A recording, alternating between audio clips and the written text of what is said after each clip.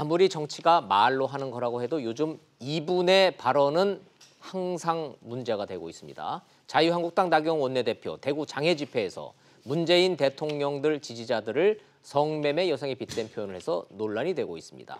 일단 들어보시고 이슈 따라잡기로 돌아오겠습니다. 문제가 된 건 어제 대구 집회에 나온 나경원 원내대표의 이 발언입니다. 문바, 이런 사람들한테 공격당하는 거 아시죠? 네. 대통령한테 독재 어떻게 생각하냐고 묻지도 못합니까, 여러분? 문제의 표현은 스스로 달빛 기사단이라 부르는 문재인 대통령 적극 지지자들을 비하하기 위해 일베 등 극우 성향 누리꾼들이 성매매 여성의 빗대 사용하는 비속어입니다. 여성 혐오적 성격까지 들어있는 비하 표현을 제1야당 원내대표가 공개 석상에서 사용한 점이 논란을 키웠습니다. 나 원내대표는 어젯밤 8시 39분쯤 정확한 의미와 유래를 몰랐다. 인터넷상 표현을 무심코 썼다고 해명하면서 즉각 사과문을 배포했습니다. 하지만 주요 포털 사이트엔 온종일 이 단어가 실시간 검색 상위권에 올랐고 여권에선 비난이 쏟아졌습니다. 의미를 모르고 썼다면 사리분별력이 없는 것이고 알고도 모른 채 한 것이면 교활하기 그지없는 것입니다. 한국당 관계자는 원래 연설문에는 없던 표현인데 집회 연설 중에 나 원내대표가 즉흥적으로 사용했다면서 자신들도 당혹해하고 있다고 분위기를 전했습니다. 대중 연설 중에 말 실수든 지지층을 노린 발언 어느 쪽이든 야당 지도자로서 말의 무게를 가볍게 여긴 게 아니냐는 비판은 피하기 어려워 보입니다. 세상 돌아가는 소식 이슈 따라잡기 순서 돌아왔습니다. 이수희 변호사님 나오셨습니다. 어서 오십시오. 예, 안녕하세요. 안녕하세요. 예, 문제의 달삐라는 이런 단어에 대해서는 예. 더 이상 시청자 여러분들한테 설명할 수도 없고 예. 설명해 드릴 필요도 없고 이미 뭐 다 인터넷을 통해서 다 아실 테니까 비속어죠 기본적으로. 어떤 문재인 대통령에 대한 비판을 한치도 허용하지 않는 문재인 대통령의 아주 극렬이라 그럴까 강력이라 그럴까 강력한 지지층을 반대 보수층에서 막 비아냥대고 조롱하는 강력한 또 지지층에서 이제 비하해서 표현을 합니다. 그런 데를 우리가 일베라 그러죠. 일베. 예, 그런데 이제 인터넷상으로만 그래서 또 한편 쪽에서는 반대 이제 또 진보 쪽의 진영 쪽에서는 태극기 부대에 대해서 그분들이 연세가 있다 그래서 또 어떤 비속어를 또 쓰기도 하고 서로 간에 이제 인터넷상에서의 그 지칭 네이밍을 가지고 서로 이제 그 경쟁이랄까 대결이랄까요 이런 걸 하고 있는데 문제는 그거를 현역 제1야당의 원내대표가 공개석상에서 그 용어를 사용했다는 거 그게 이제 문제인 것 같습니다. 그래서 원내대표가 아니라 원외대표잖아요. 자유한국당이면 국회를 뛰쳐나갔으니까 원내대표가 할 일이 없잖아요. 저렇게 장외 집회를 하고 있으니까. 그래서 이제 뒤에도 얘기가 되겠습니다만은 이제 그거는 정치로 풀어야죠. 예, 여야가 다 청와대까지 풀어야 되는 거고 더 이상 원내대표가 진짜 저렇게 아스팔트 위에 있지 않도록 해야 될 텐데 그러니까 이제 나경원 원내대표의 표현대로 말대로 SNS에 올린 대로 인터넷상 표현을 그렇게 사용을 해서 논란을 일으킨 점에 대해서 사과드린다라고. 근데 저는 이게 적절한 것 같습니다. 그러니까 토착 왜구라고 또 한국당 의원들을 반민특위 발언 때문에 한번 나왔어요. 그래서 한국당의 친일적 색채가 강하다 이런 의미로 이제 그런 용어를 쓰는데 그게 또 어느 당의 대변인이 또 그런 걸 국회에서 쓰기도 하고 이게 상당히 저는 부적절한 것 같습니다. 그래서 인터넷상에서 쓰이는 용어는 인터넷상에서만 쓰고 품격을 갖춰야 되는 국회에서는 좀 정제된 언어들이 사용이 되는 게 좋을 것 같습니다. 본인이 그런 또 억울함을 또 하소할 때가 있어요. 자기를 또 이 진보 진영에서는 나베라고 불린다는 거예요. 나경원 원내대표를. 나경원 플러스 아베 총리 이래가지고 나베 친일파라고 자꾸 이제 공격을 당하니까 말들이 자꾸 좀 거칠어지고 있어요. 좀 안타깝습니다. 자, 어찌됐든 정리를 좀 하자면 그런 비속어 단어를 쓴 거에 대해서는 나는 뜻을 몰랐다. 그래서 그냥 인터넷 쓴 걸 생각 없이 썼다. 미안하다, 사과한다. 정리가 됐다 이거죠. 예, 이제 박지원 의원의 경우에도 이 정도에서 그만하자 사과했는데라고 했어요. 저는 뭐 이게 그렇게까지 뭐 5.18 뭐 그 유공자 선정과 관련해서 5.18 유공자 전체에 대해서 어떤 폄훼하는 발언을 했다든가 뭐 이런 거는 어떤 인식의 문제인 거잖아요. 뭐 그런 거하고는 좀 차원이 다른 것 같습니다. 맞아요. 예. 예. 이수희 변호사님 방금 전에도 이제 말씀을 하셨지만 이제 빨리 야당이 돌아올 수 있도록 좀 명분인 좀 상황이 좀 됐으면 좋겠는데 한국당이 부산 갔다가 대구 찍고 이제 광주로 가는 거죠, 장외 집회를. 오늘은 이제 그 최고위 회의를 공주보에서 합니다. 공주보에서 하고. 예, 4대강 보호 해체하지 예, 거기는 말라는 충청도니까. 충청도 하고 이제 5.18네 5.18에 황교안 대표는 참석을 광주로 가겠다라고 얘기를 했어요. 예, 황교안 대표는 상당히 용기를 낸 참석 의사죠. 예, 지난번에 이제 광주에 들렸을 때 좀 예. 물세례를 받기도 물세례도 했죠. 받았고. 근데 거기에 이제 통진당 해산에 불만을 갖고 있는 사람들도 있고 또 5.18 발언과 관련해서 유공자 폄훼 발언과 관련한 항의성 그 집회도 있었고요. 하지만 이제 여기에 대해서 유시민 그 노무현재단 이사장이 광주의 토크 콘서트에서 굉장히 거칠게 얘기를 했어요. 이거는 맞으려고 오는 거니까 네. 뭐 광주 시민들이 저기 황교안 대표를 보면 돌아서라, 악수도 하지 말고 눈도 마주치지 마라. 이거는 영남표가 많으니까 뭐 이러면서 지역 감정을 조장하는 말을 했는데 그거보다는요 그런 저게 음모론으로 접근할 거는 아니고 맞더라도 그러니까 물세례를 맞더라도 광주는 자꾸 가야 되는 거예요. 5.18 민주화 운동하고 한국당에서의 그 YS 3당 합당으로 된 게 한국당이잖아요. 그리고 5.18 관련해서도 YS 대통령 때에 법을 만들고 했던 게 있기 때문에 그래서 그렇게 별개의 당이 아니라서 저는 한국당에서 어떤 고초를 겪고 뭐 수모를 당하고 아니면 그 외면을 당한다 하더라도 지도부는 계속 가야 된다고 생각합니다. 당의 입장에 대해서 이수희 변호사님 말씀을 들어보니까 왜 괜히 가가지고선 저렇게 분란을 자초하지? 왜 가서 좋은 소리 안 나올 텐데 왜 가지라고 했는데 이 변호사님 말씀을 듣고 보니까 이해가 되네요. 물벼락을 맞든 오물 세례를 맞든 계란을 맞든 황교안은 광주를 간다 이거죠. 예.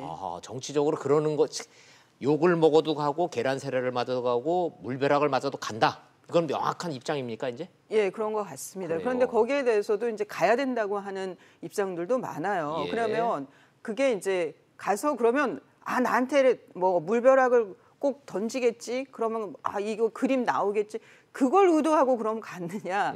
그거는 너무 그 음모론적인 거고. 예, 너무 그 나쁘게만 보는 거고. 그러면서 저는 유시민 이사장의 그런 평가에 대해서는 왜 저 정도 위치에 있는 분이 저렇게까지 선동적인 발언을 했을까? 그럼 반대로 한 발 더 앞서서 선제적으로 광주 민주화 묘역에 가서 진심 어리게 무릎 꿇고 사과하고 좀 그런 5.18 망언에 대해서 좀 강력하게 징계하고 이런 모습은 왜 또 보일 생각을 안 하죠? 근데 이제 그 유시민 이사장 말 중에 이제 경청할 만한 건 그거였죠. 그러려면 중징계를 했어야 한다. 그런데 이제 그 의원이 3분이 있었죠. 거기에 그래서 한 분은 이제 탈당이 아니고 그 징계 파면 제명 결정을 했죠. 윤리위에서 했는데 그게 이제 의총이 열리지가 않고 있는 거고 또 나머지 2분에 대해서는 이제 그러니까 뭐 당원권 정지까지는 안 한 것 같은데 그러니까 이제 그게 경징계라고 받아들이는 거죠. 대들 이제 뭐랄까요 그 5.18 폄훼 발언에 대해서 요만큼도 이해를 못하겠다고 하시는 분들은 저 정도 되면은 같은 세 사람 다 파면 처리를 해야 되는 거 아니냐는데 내용에 좀 차이는 있었거든요. 근데 뭐 그 부분은 저도 좀 아쉽게는 생각을 합니다. 그러게요. 뭐 이른바 5.18 망언 3인방 의원들에 대해서 어떤 징계가 내려졌지라는 것을 매일매일 업으로 들여다보고 있는 저도 기억이 가물가물하니 일반 국민들 입장에서 황교안 대표가 이 5.18 문제에 대해서 어떠한 입장을 취했는지 역시 가물가물하실 텐데 이런 상황에서 광주를 가신다. 좋습니다. 좋은데 가서 좀 이런 거를 좀 정리가 좀 돼야 국민들이 보기에 참 좋을 것 같아서 그건 거죠. 이제 5.18의 성격은 민주화 운동 거기에 대해서 한국당 의원들이 그걸 부인하는 사람은 없을 거예요. 없다. 물론 뭐 아닌 분도 있었지만 그리고 그거와 별개로 5.18 유공자 선정과 관련해서 네. 선정 중에 정말 그때 그 피해를 입고 이러신 분들에 대해서는 그걸 탓하는 건 아니에요. 맞아요. 예. 일부 아닌 사람도 있다라는 것 때문에 이제 그러면 명단을 공개하자 뭐 이런 건데 좀 5.18이 되면서 이전에 그 논의가 또 다시 한번 그 갈등이 다시 한번 또 갈등이 다시 불거질 수도 있을 것 같아요. 그러면 한교안 대표가 저는 5.18 마련해서 그 맞이해서 정말 한국당 대표로서 5.18에 대한 성격 규명과 당시 군사 독재의 그 군부의 그 신군부의 그 행위에 대해서는 사과하는 것이 맞다고 글쎄요. 사과하는 게 정치적으로 전혀 손에 안 날 것 같은데 한국당은 참 그 부분이 좀 어려운 것 같습니다. 좋습니다. 그 정도로 해놓고 얘기 나온 김에 마지막으로 요거 하나만. 저 청와대 영수회담, 예. 영수회담이라는 용어 자체가 적절치는 않지만은 청와대가 1대1로 하자라는 황교안 대표의 이 요청을 받아들인답니까? 아니면 안 한답니까? 지금 이제 난색을 표했는데 그렇게는 안 하겠대요. 예, 1대1 또 로는? 하나는 이제 그 지금 이인영 민주당 원내대표는 그럼 교섭단체만 만나는 그러니까 예. 민주당, 한국당, 바미당이 되는 것이 예. 교섭단체 세 개 당만 만나는 거에 대해서는 또 조금 고민을 하는 것 같아요. 어허. 그런데 예. 그렇게 되면 이제 나머지 두 당이 뭐 민평당하고 정의당이 지금 그 발끈하고 있는데 예. 오늘 어떻게 될지 모르지만 저는 굳이 공개적으로 만났다 뭐 이런 게 꼭 나와야지 그게 필요한 거는 아닌 거라고 보이고 예, 박지원 뭐 민주당 민평당 대표는 만나라 그랬어요. 만나라는 거죠? 예. 뭐 안 되면 안 되는 대로 발표하고 되면 되는 대로 서로 합의되면 되는 대로 얘기해라. 혹시 청와대에서 뭐라고 안 나왔습니까? 예, 반응이? 그러니까 지금 그 단독으로 만나는 거 1대1 만남에 대해서는 난색이에요. 난색이고. 근데 저는 이제 이전에 뭐 노무현 대통령도 그렇고 뭐 YS도 그렇고 소위 그 이렇게 통 큰 정치를 했다고 하는 대통령들의 비화를 들어보면 야당 대표하고 통화도 하고 네. 예. 그 명분들을 줬던 거예요. 근데 그렇죠. 그게 꼭 뭐 TV 앞에서 사진 찍고 이랬던 게 아니거든요. 한밤중에 불려가서 네. 야당 원내대표가 불려가서 단판을 짓고 뭐 이런 거. 그런 것이 그게 무슨 야합이 아니죠. 그런 게 정치일 수가 그렇죠. 있는 거죠. 그래서 저는 문재인 대통령은 뭐 노무현 대통령하고 성정이 많이 다르기는 하지만 이제는 좀 그런 정치를 보여줄 때다. 정무적인 판단을 할 때다 싶습니다. 그러게요. 그러나 현실은 우리는 그런 식으로는 안 하겠다라는 게 여권의 기류가 강하다 이런 말씀이시네요. 네, 근데 이제 아마 좀 이인영 원내대표는 본인 입장에서는 빨리 추경이나 이런 거 있으니까 맞아요. 좀 청와대하고는 약간 결이 다른 것 같아요. 네. 이인영 원내대표 얘기 나왔으니까 나온 김에 그거 좀 한번 되게 재밌대요. 김수현 수석하고 이인영 원내대표하고 마이크 켜진 줄 모르고선 했던 얘기 있잖아요. 예, 그 지난 얘기 시절이죠. 예. 한번 그 얘기 잠깐 좀 듣고서는 다시 갈게요. 예, 한번 예. 들어보시죠. 예. 정부 관료가 돌보는 거 이런 거는 제가 봐서 그건 해주세요. 진짜 저도 이게 2주년이 아니고 마치 4주년 같을 것 같아요. 정부가 전적으로 김현미 장관을 한다고 하는데 지들끼리 이상한 짓을 많이 하고 지금 버스 사태가 떨어진 것도 잠깐만 틀어주면 엉뚱한 짓을 하고 이거 될 것 같은데 걸릴 것 같은데. 자 여기서 카트 이렇게 됐어요. 예, 여기서 카트. 이거 녹음되는 것 같은데 기자들이 다 듣고 있는 것 같은데. 야 근데 제 궁금한 게 좀 많아요. 요새 진짜 공무원들이 청와대 말 안 듣고 막 이상한 짓 하고 그럽니까? 지금 이제 그 신문을 예. 이전 거를 쭉 한번 검색을 해보시면 복지부동 이렇게 검색어를 예. 하면 벌써 작년부터 계속 얘기가 나왔고 관료들 심지어는- 얘기가 나와요. 예, 심지어는 어. 지난 1월 달에 그 장차관 회의에서 문재인 대통령이 경로했다 이런 것까지 나와요.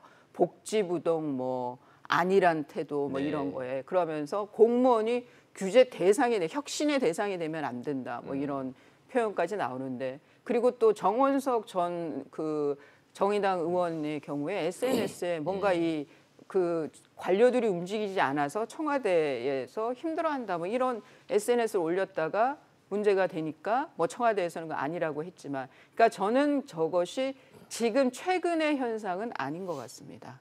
꽤 오래된 예. 그러니까 관료 사회에 대한 이 정권 차원의 뿌리 깊은 불신이 있다. 불신 플러스 또 하나는 현실적으로 적폐청산이라고 그래서 예. 그때는 맞았는데 지금은 틀리다라고 그래서 공무원들을 당시 어떤 정책에 관여했던 공무원들을 한직으로 내몰거나 어떤 이제 그 징계성 한직이죠. 그런 거라든가 뭐 이런 게 이제 있고 그러면서 일간에 이제 공공연하게 나온 얘기가 기록을 해둔다 요즘 공무원들이 누구 지수로 내가 이걸 수정을 했는지 뭐 아니면 녹취하는 사람들도 생긴다 뭐 그런 거 또 하나는 이제 그 뭐 누가 인사를 미리 얘기했다 그래가지고 휴대폰을 다 받아서 말이 이미 제출이지 다 받아서 뭐 휴대폰을 포렌식으로 다 뒤져봤다든가 이런 것들이 관료사에 저는 좀 반감들을 갖게 한 게 아닌가 그러면서 청와대의 그 지시나 어떤 관리가 제대로 안 먹히고 있는 게 아닌가 하는 생각이 듭니다. 그러게요. 저는 뭐 현장 취재 경험을 돌이켜 보면은 경험이 많고 노련한 정치인들은 저런 자리 있지 않습니까? 기자들 막 와 있고 카메라 수백 대 와 있고 막 그러면은 귓속말로 뭔가 중요한 얘기 같은 걸 막 이렇게 하는 척을 막 하고 그래서 나중에 물어보면은 점심 뭐 먹을까요? 이런 얘기였다고. 왜냐하면 이게 나가면은 이런 일이 생기니까. 그래서 그런데 보통 이제 이렇게 예. 뒤로 빼죠. 몸을 뒤로 빼고 굉장히 가깝게 그렇죠. 얘기를 예. 하는데 그래서 대단히 중요한 얘기를 하는 것 같지만 사실은 알고 보면 별 얘기 아닌 게 대부분인데 야 김수현 수석하고 이인영 원내대표는 저게 지금 굉장히 중요한 당면 과제잖아요. 지금 맞아요. 일부 버스들의 그러게요. 그 파업이요. 그러다 보니까 저 얘기가 나온 것 같습니다. 예. 알겠습니다. 이런 일이 있었군요. 잘 들었습니다. 이 변호사님 잘 들었습니다.